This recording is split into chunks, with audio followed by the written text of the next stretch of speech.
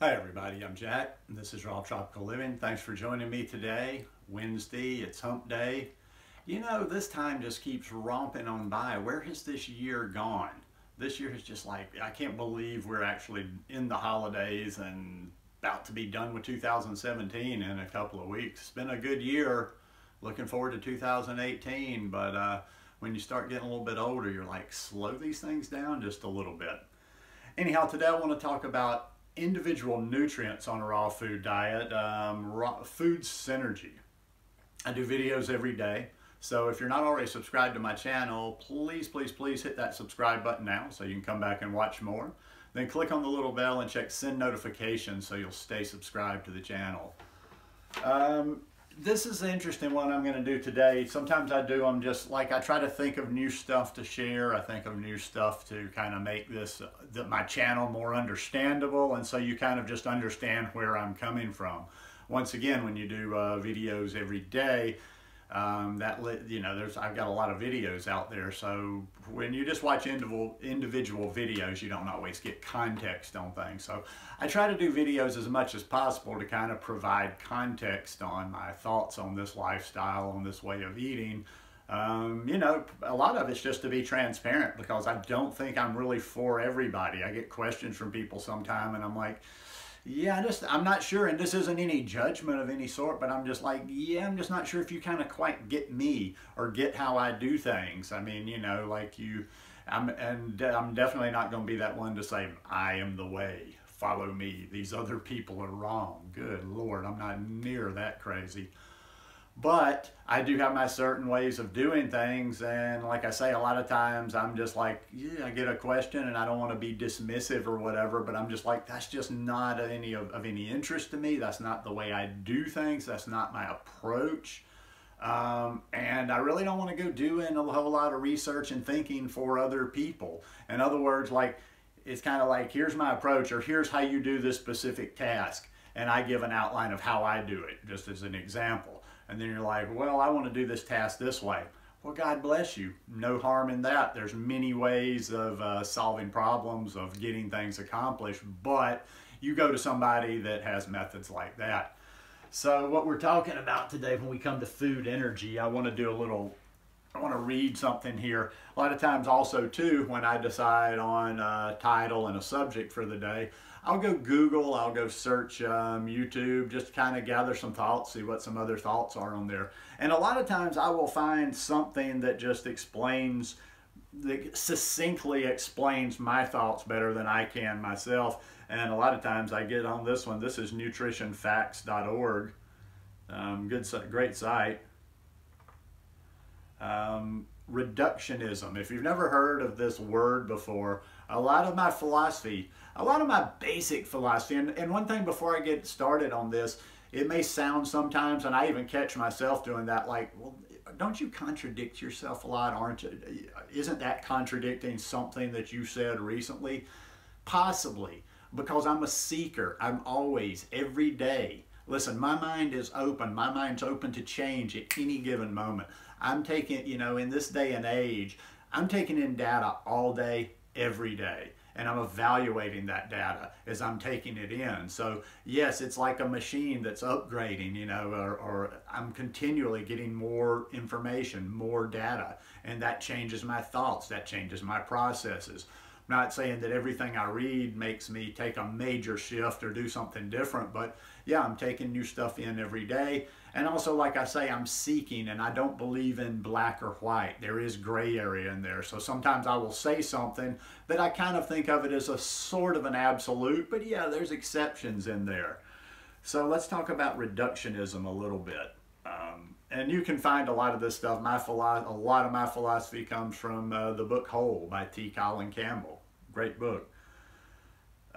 Nutritional reductionism refers to a focus on individual food compounds, e.g. protein, vitamins, antioxidants, nutrients, minerals, vitamins, as opposed to a holistic approach that focuses on food habits and the relationship between diet and health. Reductionism is common in nutritional research and also in food and supplement production and marketing. Now, some of this is talking about like isolating things into a supplement, but it can also be, I think, can be taken to talk about reducing our food into just, okay, I need to eat this so I get this. Deficiency mentality. A deficiency mentality related to disease, i.e. that a disease is caused by a lack of a particular compound, supports a reductionist philosophy.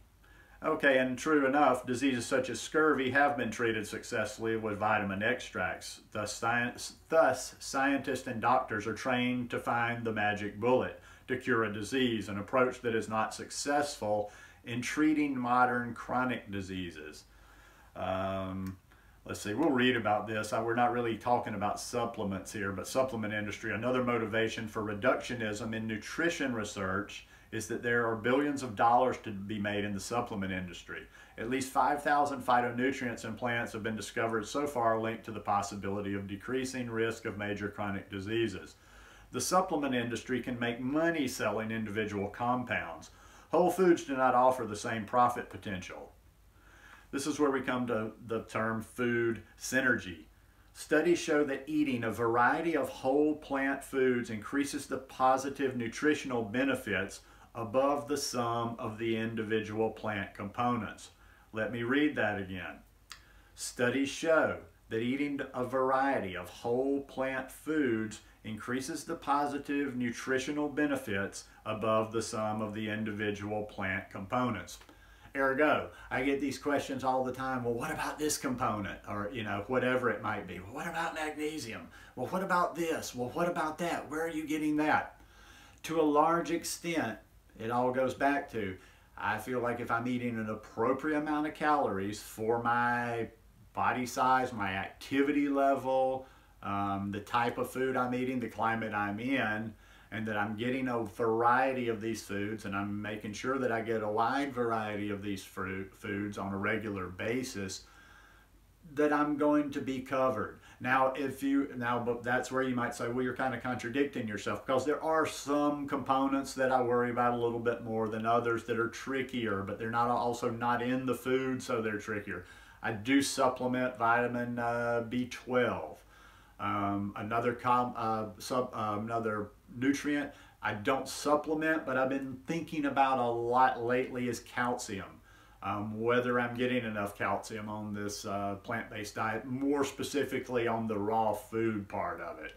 I go back and forth on that sometimes. Do I need to be focusing more a little bit on that one because calcium's an important one, or, you know, is it all just kind of working itself out because of the way I'm eating? One little thing I will say, a side note on that I learned from Lissa recently. Well, no, I didn't learn this from Lissa recently. I just got kind of reminded of this recently, is that the different foods and the way that we're eating, okay, certain things, you know, I kind of have my, okay, maybe we're not getting the calcium that we think we're getting from the leafy greens. We're not absorbing that.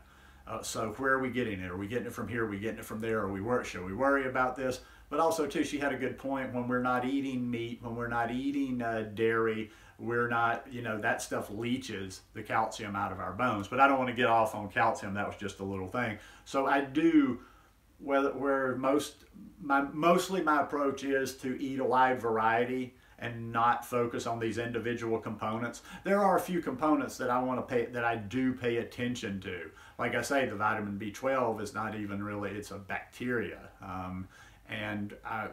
You know, that one's a little trickier. I supplement. I think about the calcium sometime, and I think about a couple of others too. And I do try to, there's kind of a fine line. Like I say, I'm walking in between. I don't obsess like, okay, well, wait a minute. Am I getting enough to get this? Oh, I'm worried about this. But I do kind of think about it, and I fill in the blanks a little bit. And I'm like, well, it wouldn't hurt to eat a bit of this. Okay, I'm not getting a bit of this. It's like, you know, I've got the big picture, which is the whole, which is eating a wide variety. And then I step back from that and I evaluate, and I'm like, okay, that's a pretty good approach, but maybe also too, let's focus a little bit more on this and a little bit more on that. Hope I'm not being too confusing there. Let's see, we'll just look. A lot of this has to do with research and stuff. Problems with the reductionist approach.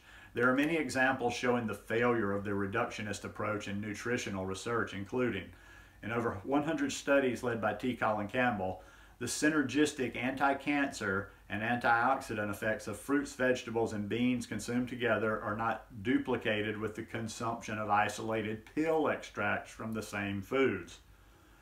Fiber extracts do not provide the same heart disease prevention benefits of fiber-containing plant foods. Vitamin C pills have not been shown to be effective against stroke, but citrus fruits have.